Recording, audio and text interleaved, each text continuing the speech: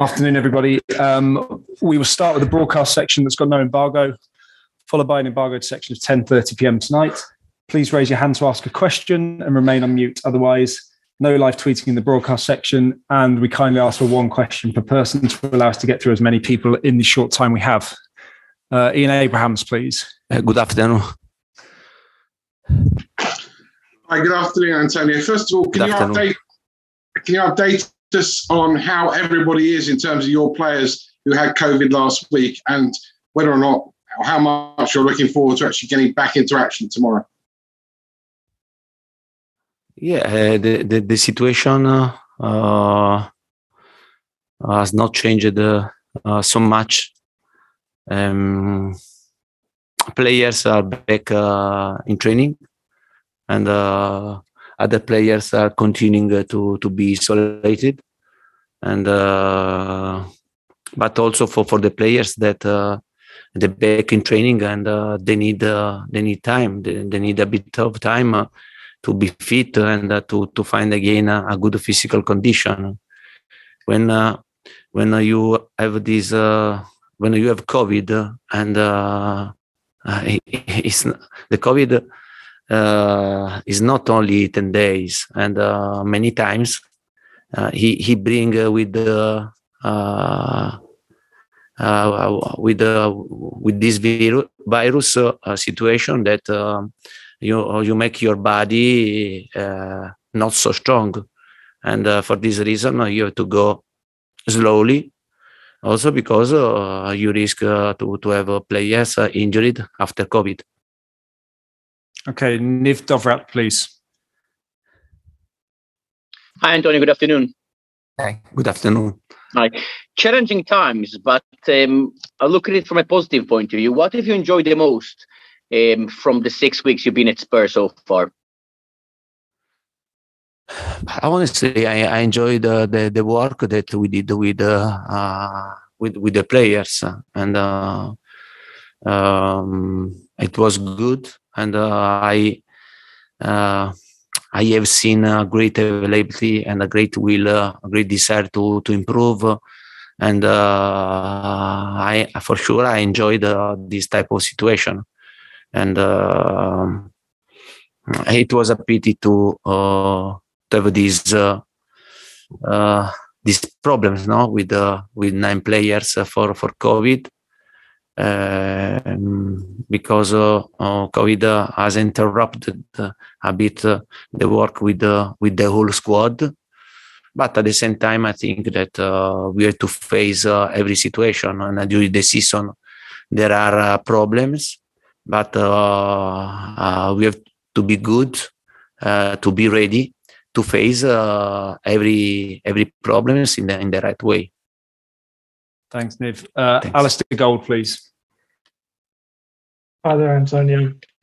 I just wanted to ask something. You said a little while back that you'd asked for another month to evaluate your players. I just wondered whether with this current situation where maybe you'll have to use different players than you'd intended to, is this like a last chance maybe for some of these players to prove to you that they should be evaluated highly? No. I think instead, I think that this type of situation, and to have so many players with COVID, give a chance, give opportunity all the players to show me that they are good, they deserve to continue to stay with Tottenham, and I think this is a big chance. Surely in this type of situation, you need of the whole squad. You need to give opportunity players that in this month they didn't play so much. Okay, George Cummings, please. Antonio, hello. Thank you, Anthony. I just wondered, can you tell us the status of the Rennes game, please? Should UEFA be a lot more flexible because of Tottenham's current situation? And do you and the players want to play that game? And do you think you can play that game? We want to play the game. I think Tottenham deserves to play play the game and to play the last game of this group. And it's a really strange situation because we didn't play not for our fault, but for a big problem, because the government decides to close our training ground, to stop it for 3 days our training session. For this reason, we didn't play, not for other reason. And I think that we don't have fault for what happened. And I tell you that we deserve to have the chance to play the last game and to try to go to the next round. Thanks, George. Jonathan Veal, please. Hi, Antonio. Can you confirm how many players will be missing for tomorrow and whether you asked the Premier League to postpone the game at Leicester?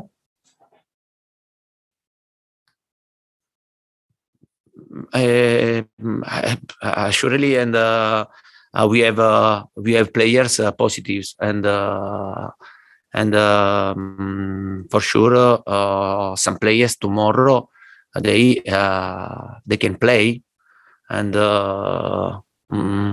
as I said to you before, and players are back in training, and today 2 players are back in training for the first training, and yes, there another player, but as you know well, and they need to be fit before to play, and surely tomorrow I'll bring these players on the bench because for 15-20 minutes at the end, and I think that they have in the legs 20-25 minutes to play with us. But I think this is the big problem that we must be good to face in the future, to bring this player that they affected COVID to be fit and to avoid injuries. This could be the big problem in the future, not the 10 days. 10 days, you solve the situation. After 10 days, you have the players available. But then you have to pay great attention the way to train, and if the body is ready to work in a good way, or you have to pay attention, or you have to be moderate during the training to avoid problems in the future and injuries. And I think this is the big problem, but not only for Tottenham, but for all the clubs that they have COVID players. Thanks, Jonathan. Charlie Eccleshare, please. Hi, Antonio. Obviously, like most managers, you like to be able to control situations, training, and all of that. How hard has it been this last week with the situation constantly changing and virtual sessions and all of this sort of thing?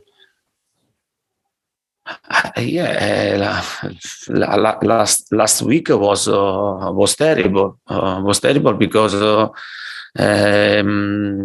government decides, I think, also in the right way, and to close the training, and then to stop our training session. And after Wednesday, if you remember, I had the press conference that I said it's very difficult to speak about football today. And then we had Thursday, Friday, Saturday without training session, and then the government reopened our training center on Sunday, and then from Sunday we restarted a game to work with not many players, also because we had problems also with under 23, but we started with 13-14 players, and today we had training with 16 players, more young players. Thanks, Charlie. James Bench, please. Hi, Antonio. Just a couple of questions picking up on that topic about Rennes. do you have an indication from UEFA when you will know the status of the game? And you mentioned on a couple of occasions the government shut down your training ground. Could you just clarify? Does that mean that Tottenham were closed? We're told you must close your training ground. I think that the government took the best decision, because we had a outbreak here, and I think that the government took the best decision for us also to stop this infection, and for sure to close the training ground and to don't give us the possibility to have the training session was a pity, but I understood, and I think the club understood very well that the government took the best decision. About Rennes, I think that I repeat, and we wanted to play, and Wednesday we prepared the game against Rennes, if you remember, and I think we deserve to play. We deserve to play our chance to go to the next group. Also because it doesn't depend of us that we didn't play against Rennes. Okay, and final one in this section, James Ollie, please. Hello, Antonio. Hello. Just to be clear, we understand that the Premier League have rejected requests from some clubs to postpone matches this week. Did Tottenham ask the Premier League for the Leicester game to be postponed? Yeah, but for me, it's very difficult to speak about this topic, and for sure. A Premier League didn't want to postpone the game against Leicester, maybe because we have to play against Burnley and then against Brighton, because we postponed two games before.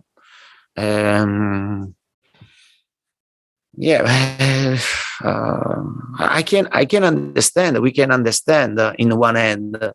In another end, I think that we deserve to play our chance against Rennes to go to the next group, and don't find a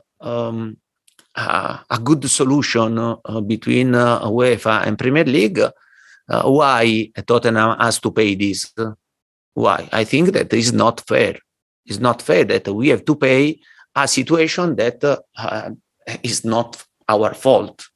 I understand that if we did something wrong, and we must be ready to accept every decision. But in this way, for the club, for the players, for me, for my staff, it's very difficult to understand what is happening. Okay, we'll move on to the embargo section for 10:30 p.m. tonight, please. Same situation, raise a hand, please, and one question.